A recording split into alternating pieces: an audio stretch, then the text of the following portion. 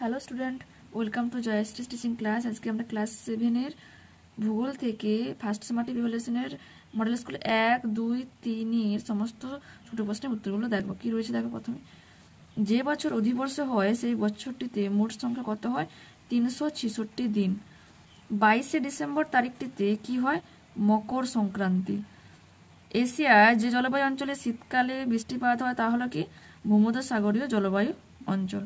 অক্ষরেখার মান মেরুর দিকে কি হয়? বেড়ে যায়। পৃথিবী যে পথে সূর্যকে প্রদক্ষিণ করে সেটাই পৃথিবীর কি? কক্ষপথ। তিব্বত মালভূমি উত্তর পূর্ব দিকে কোন মালভূমি রয়েছে? মঙ্গোলিয়া।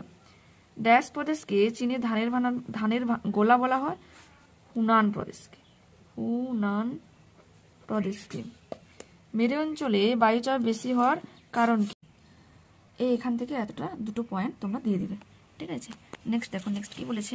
দ্রাঘিমা রেখার দুটি বৈশিষ্ট্য লেখো। দেখো কি লিখবে তোমরা, এখান থেকে 4-5টা পয়েন্ট লিখে নিবে, ঠিক আছে। নেক্সট দেখো 2 নম্বর মডেল স্কুলটা একটু দেখো।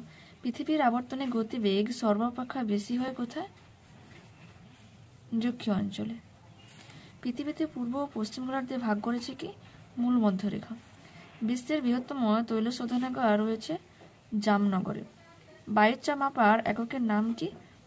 মিলিবার, ঠিক আছে। পৃথিবী ও সূর্যের মধ্যে দূরত্ব সর্বাধিক বেশি হয় কোন দিন?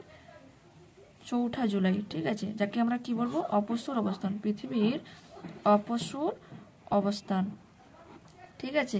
21শে মার্চকে মহাবিষুব বলা হয় কেন?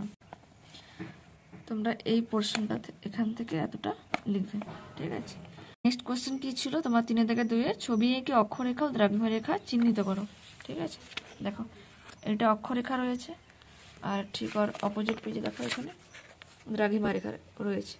এটা তুমি আঁকবে আর অক্ষরেখাগুলো চিহ্নিত করবে, ঠিক আছে। দ্রাঘিমা রেখা চিহ্নিত করবে কোথায় কি রয়েছে। ওকে, নেক্সট দেখো 3 নম্বর মডেল স্কুলটা কি রয়েছে দেখো। কোনো বস্তুকে প্রতি সেকেন্ডে কত কিলোমিটার গতিবেগে উপরের দিকে ছুটতে পারলে সেটা নিচের দিকে না পড়ে? কত? মহাশূন্যে পৃথিবীর চারিদিকে ঘুরতে পারে কি? 11.2 কিমি, যাকে আমরা কি বলি? মুক্তিবেগ। রয়্যাল অ্যাস্ট্রোনমিক্যাল অবজারভেটরি আছে কোথায়?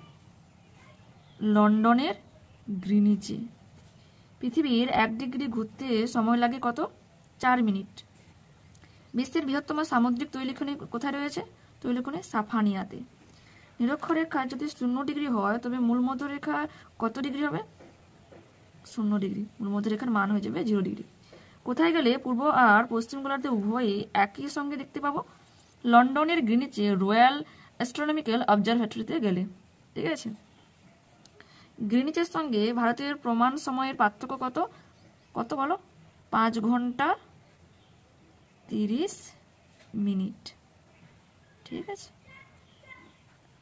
তোমাদের কাছে একটা ছোট্ট অনুরোধ রয়েছে, যারা চ্যানেলে নতুন রয়েছে তারা অবশ্যই চ্যানেলটাকে সাবস্ক্রাইব করবে আর বেশি বেশি করে বন্ধুদের সঙ্গে শেয়ার করে নেবে, ঠিক আছে। নেক্সট ক্লাসে আবার দেখা হচ্ছে। ওকে, বাই।